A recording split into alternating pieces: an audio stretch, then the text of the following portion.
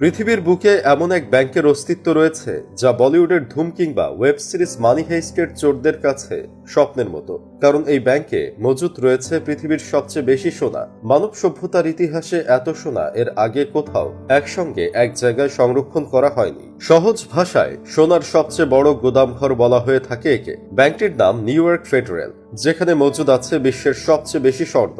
যেখানে মজুদ স্বর্ণের পরিমাণ এত, এর সঠিক কোনো হিসাব পাওয়া যায় না। নিউ ইয়র্কের মূল শহর এলাকা ম্যানহাটনে এর ঠিকানা। তবে আশ্চর্যের তথ্য হচ্ছে এখানে সোনা রাখা হয় মাটির নিচে। তবে এই সোনার মালিক মুকেশ আম্বানি বা বিল গেটসের মতো কোনো কোটিপতি নন। এই ব্যাংকের গ্রাহক মূলত বিভিন্ন দেশের সেন্ট্রাল ব্যাংক। অন্তত 100টি দেশ সোনা মজুত রেখেছে এখানে। তবে গ্রাহকদের নাম গোপন রাখে নিউ ইয়র্ক ফেডারেল রিজার্ভ, যেখানে সোনা রাখার জন্য কোনো ভাড়া দিতে হয় না। ভূপৃষ্ঠের নিচে 3টি স্তর পেরিয়ে 4র্থ স্তর ভেদ করে রাখা হয় এই সোনা। মাটির প্রায় 80 ফুট নিচে এক একটি বিশাল ঘরে সোনা ভরা সিন্ধু। নিউ ইয়র্ক ফেডারেল রিজার্ভে এরকম 122টি ঘর রয়েছে, যার এক একটি ঘরে থরে থরে সাজানো থাকে ছকছকে সব সোনার বার, যার এক একটির ওজন 27 পাউন্ড। পৃথিবীতে এ পর্যন্ত যত সোনার খনি থেকে তোলা হয়েছে তার 5% এখানে মজুদ। পরিমাণ কম করে হলেও 8000 টন হবে। স্বাভাবিকভাবেই ব্যাংকের নিরাপত্তা অত্যন্ত কড়া।